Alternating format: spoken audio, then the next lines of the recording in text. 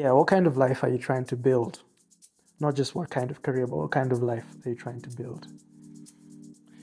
An adventurous one. Yeah, now we're talking. All right, what are we doing? Yeah. Bungee jumping, zip lining, Skydiving. skydiving. I Yeah. see. Yeah. I think Wow. a very adventurous one. Okay. I want to try a lot of things. Hopefully, I get to go to all the continents in the world and travel and see different cultures, immerse myself. Yeah. Learn a few languages here and there. But apart from adventure, I want a really joyful life. Joy. When I think joy, I think gratitude. I think it's very easy to go through life and not be thankful for the things we have. Something as simple as health and opportunities that we consider normal, but there's always someone at a spot just looking at you and thinking, if I just had that, I would be so much better.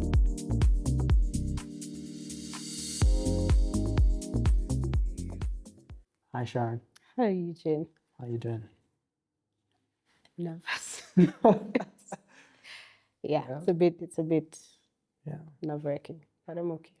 You know, they say it's good to do things you're afraid to do, because then you're really living. And I'm proud of you, for being able to step into something that's a bit, Out of my comfort zone. yeah, out of your comfort zone.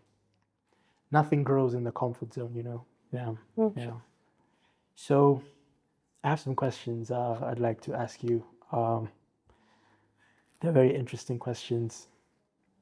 First question is about storytelling.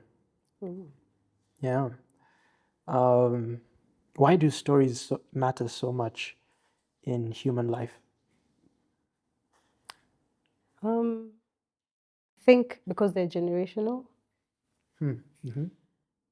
Think about stories we were told as children shaped our belief, I think, Yes. about love, about fear, about courage, about values. And we tend to hold on to these stories. Even about inspiration, a lot of the people you'd ask, where does your inspiration come from?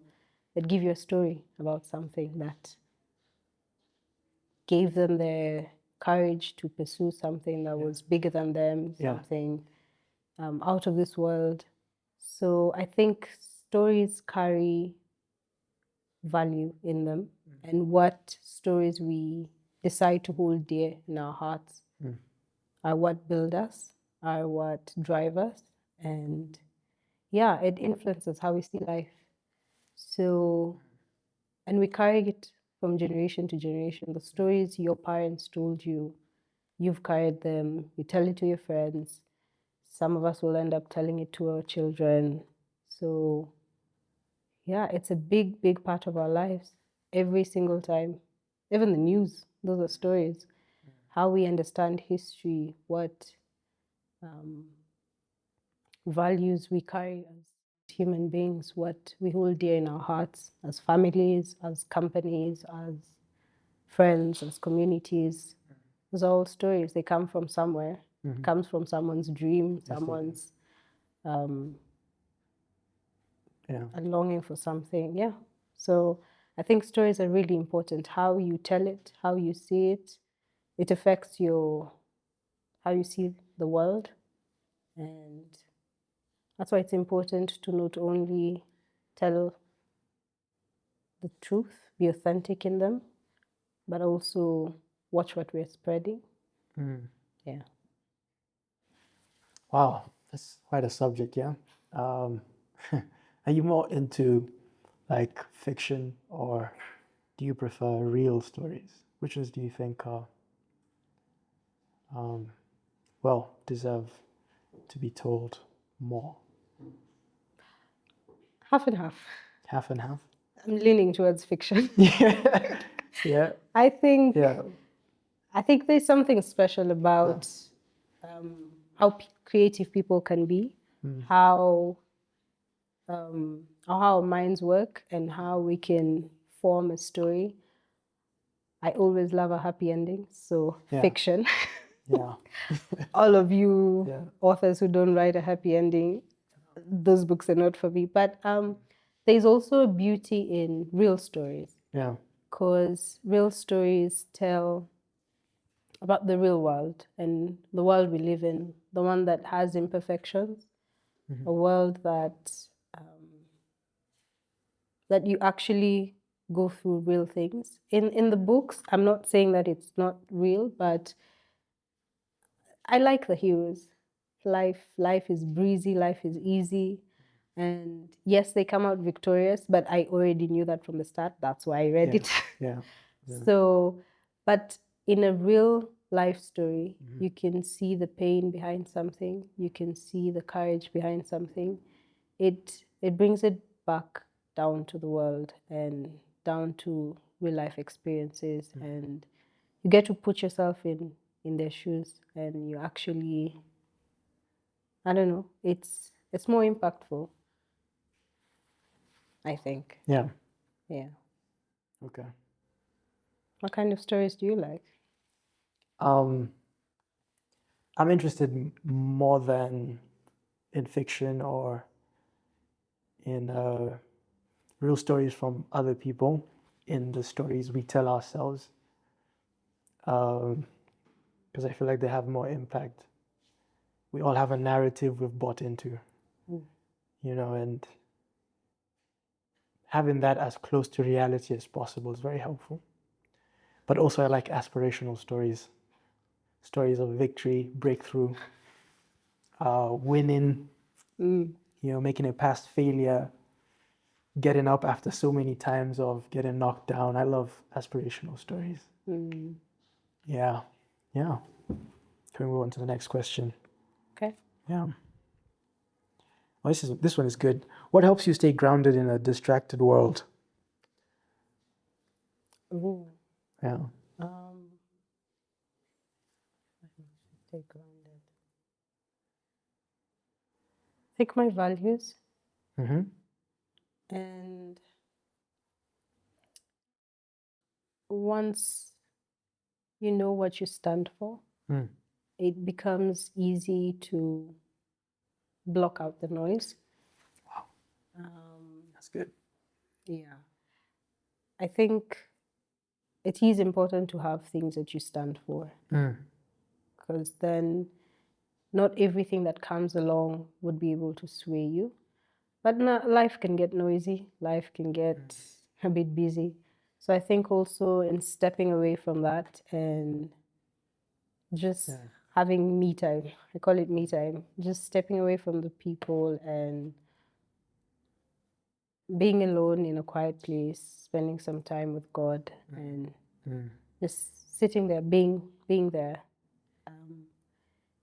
It helps you reel back, close out the noise, and just sit, and That's good.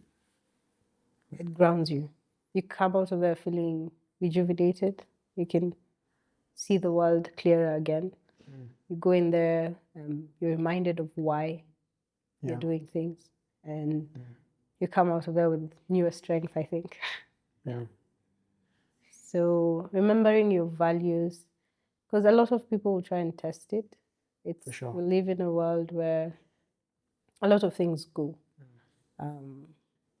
So being grounded with and having values that stick no matter what is very important.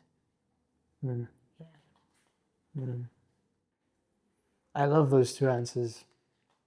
Values and, just taking some time to be alone. Meditation.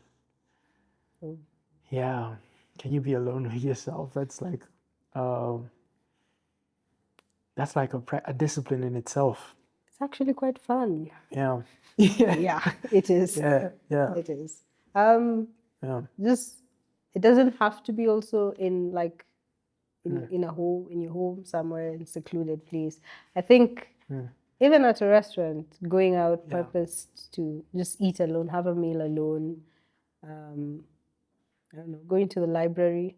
Of course, there they don't encourage you to talk, so that's better. That's the perfect place, actually. A coffee shop, anything. I think being able to sit with yourself is such an underrated thing. It helps you be calm, and I don't know. It's very wholesome. I do it a lot. It's really enjoyable. And then you get to people watch. That's really fun. That's really fun. Wow. Okay. I think for me, I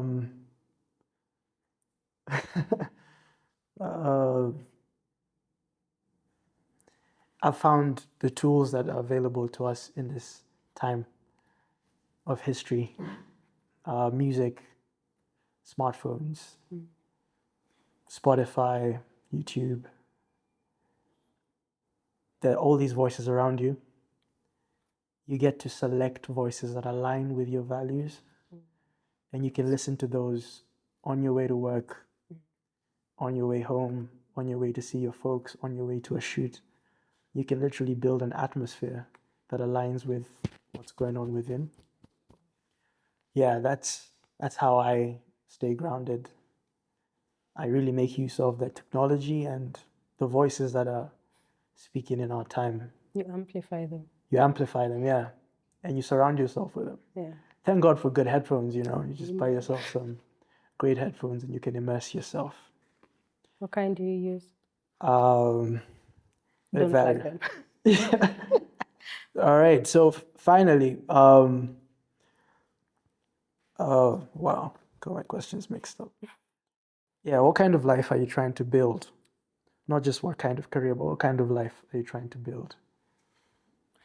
An adventurous one. Yeah, now we're talking. All right, what are we doing? Bungee jumping, zip lining, skydiving. I see.